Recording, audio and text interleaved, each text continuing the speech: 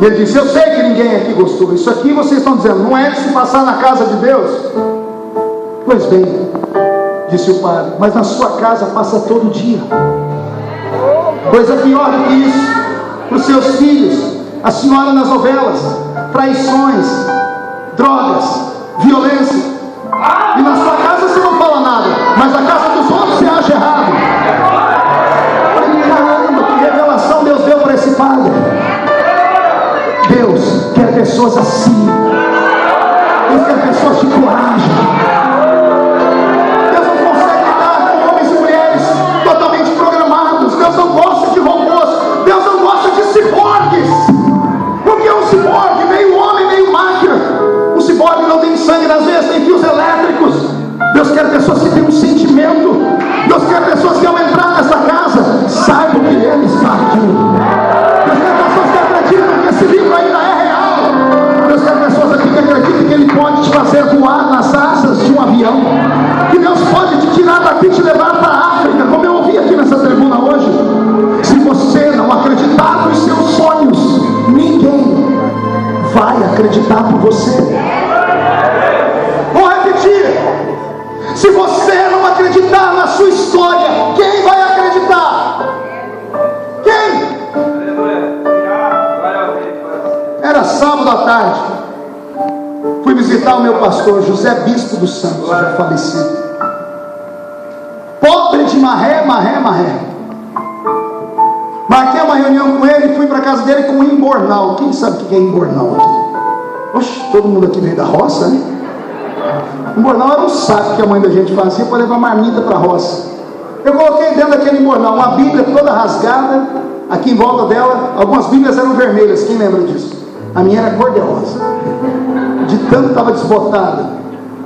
Coitadinha daquela Bíblia, sofreu demais. Eu tinha uma bicicleta barra forte, só o sangue de Jesus. Você ri, porque não era você. Eu desci a rua 4 da minha cidade, pastor João, com a Bíblia aqui atrás da garupa. Quando passava naqueles buracos, a Bíblia voou um dia. Eu fui pegar o Evangelho de São João quase dentro do córrego. Eu montei de qualquer jeito a Bíblia. Fui pregar no culto do salãozinho da rua 1. Outro problema. Eu falei: abra a sua Bíblia no livro tal. Não achava. Eu olhava aqui atrás da página, vi que não tinha página. Eu fui ver, o livro estava lá no fim. Tudo quebrado, uma vida de pobreza. E o meu pastor me recebeu no sábado à tarde e disse: o que você quer? Eu disse: eu quero falar para o senhor da minha chamada. Depois: você tem chamada?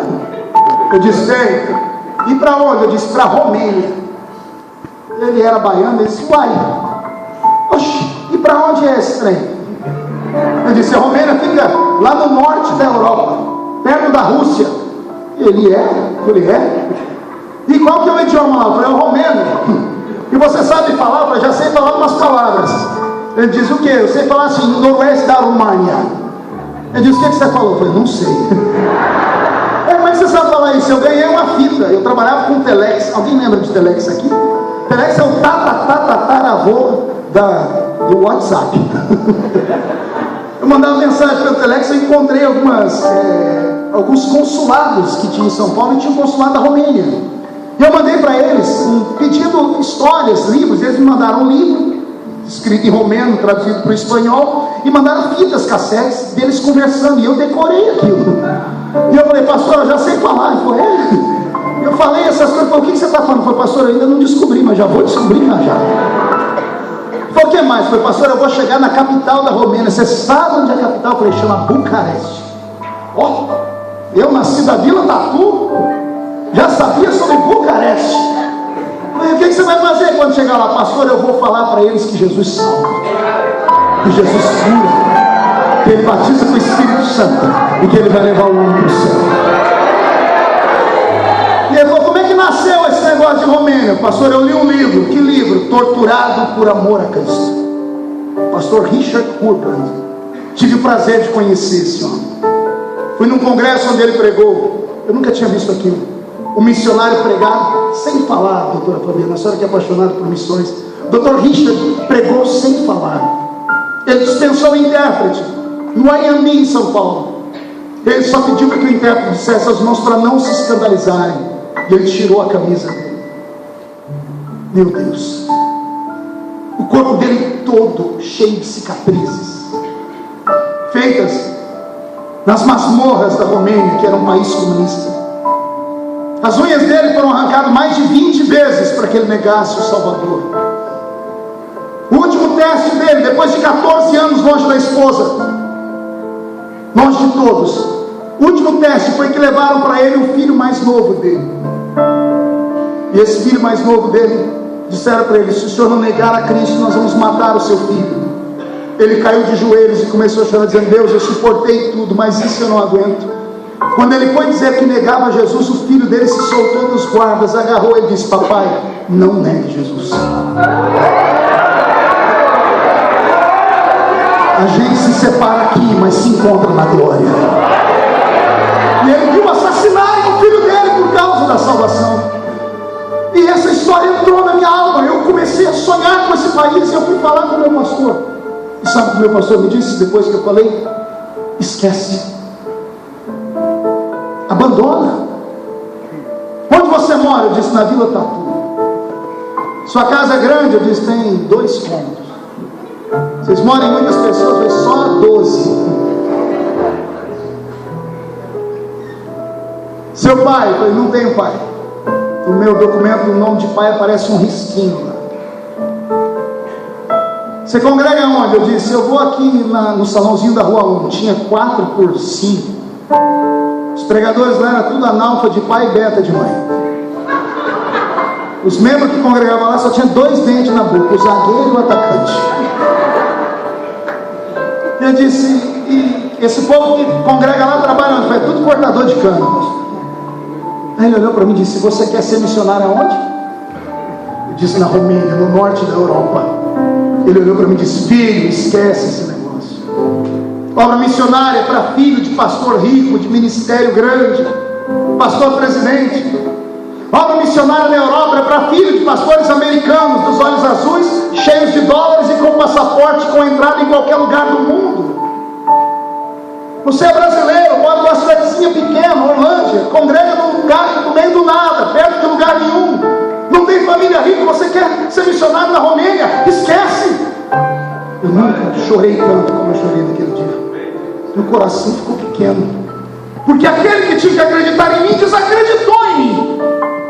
Meu pastor tinha que ter me estimulado, tinha que ter falado para mim: creia, tudo é possível que creia.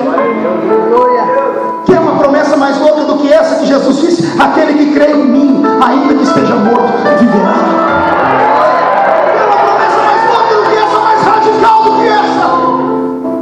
Creia. Eu saí chorando da casa dele. Ele disse: não conta para ninguém, porque eu era muito espalhafatoso. Ele ficou com medo de eu incendiar a mocidade. E os meninos começaram a sonhar com obra missionária. Eu não prometi para ele, por isso que eu estou contando aqui. Naquele dia de tarde, eu cheguei na minha casa.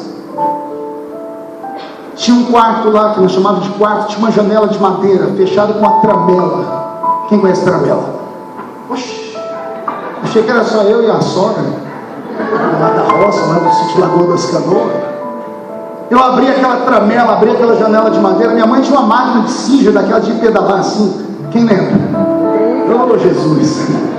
Eu subi em cima daquela máquina, porque eu era muito pequeno, eu sofria de inanição. Se você não acredita nisso, eu vou postar no meu Facebook amanhã. Entra no meu Facebook, você vai ver uma foto minha e da Edileuza, quando eu era jovem na mocidade. Eu ia no ombro dela. Hoje ela tem que olhar para cima para falar comigo. I love you, baby. Mas eu era muito pequeno. Eu subi em cima daquela máquina de costura. Ali era o meu ponto de encontro com Deus. Abraão tinha o carvalhais de Mamre. Gideão tinha um lugar de malhar. Ele malhava trigo no lugar de se pisar as uvas. Todo homem de Deus tinha um ponto de encontro. E eu fiz daquele lugar um ponto de encontro entre eu e Deus. Abri a janela, dava no meio de um pasto. Eu abri a janelinha naquele sábado à tarde, abri a minha Bíblia em Isaías 6, versículo 8, que estava apagado da Bíblia, de tanto que eu chorava em cima do versículo. Eu apontei para o céu e gritei, falei: Deus, o Senhor mentiu? Porque aqui o Senhor disse: a quem enviarei? Quem há de ir por nós? O Senhor não disse que tinha que ser rico, filho de americano, tinha que ter dólar. O Senhor só disse: a quem enviarei? E eu disse: eis-me aqui. E o meu pastor disse que eu não posso, porque eu sou pobre por causa disso e daquilo. que eu vou falar agora é só para quem é espiritual, viu? Quem é carnal não entende. O céu fechou naquele dia. Veio um vento forte, começou a chover. Eu fui descer daquela maca para fechar a janela, estava pingando já. Deu um trovão no céu. O céu ficou claro. E eu ouvi uma voz no meio do trovão. A voz me disse: eu não preciso de dólar, nem de passaporte. Eu preciso de alguém que acredite.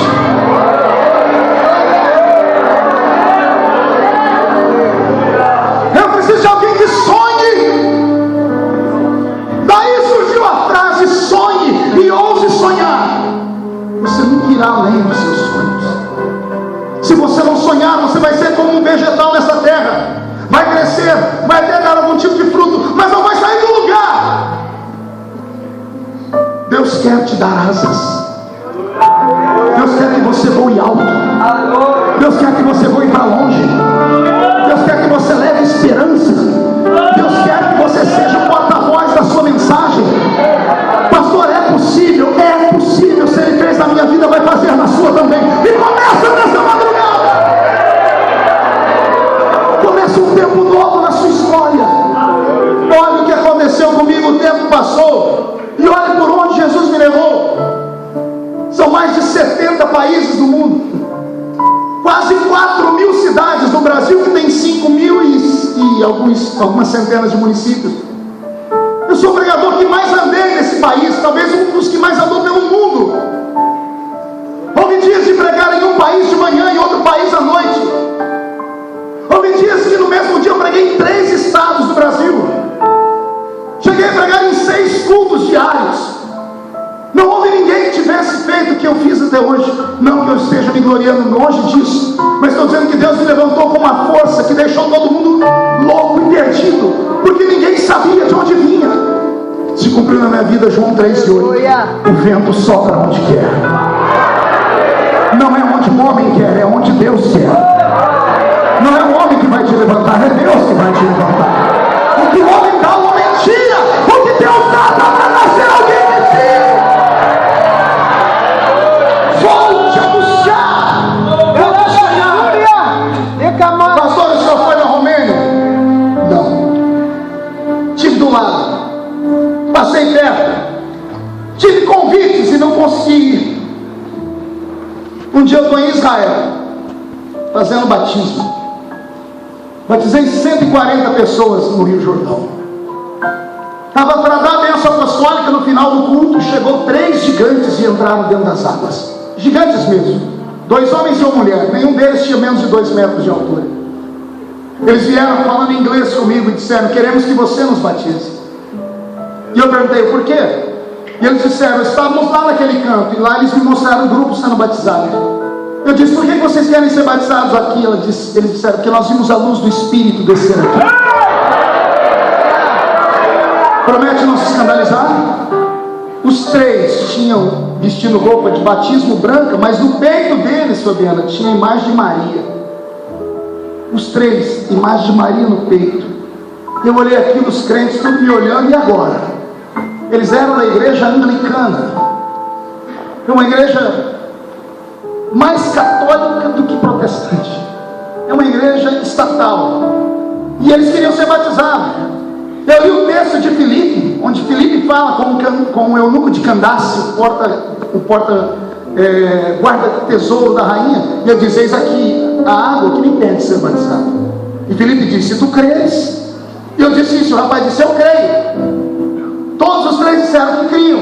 Eu desci com eles as águas e batizei eles em nome do Pai, do Filho e do Espírito Santo. Quando terminei o batismo, eu sentei num campo para tirar uma meia, que eu estava com a meia no pé para não pisar no fundo do rio. Um dos gigantes chegou perto de mim e disse assim: quando você for na Romênia, vai visitar a nossa igreja. Eu levantei os meus olhos e disse: de onde você é? Ele disse: Romênia. Ele virou as costas, o Espírito Santo veio e falou: eu sou Deus que cumpre.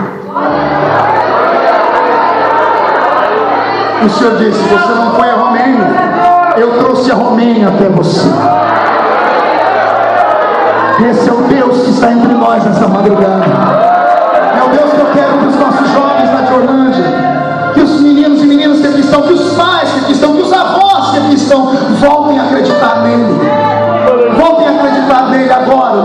da quarta vigília, porque o Deus que faz promessas é o Deus que cumpre essas promessas. Eu quero que os homens e mulheres de Deus que têm uma promessa fiquem de pé.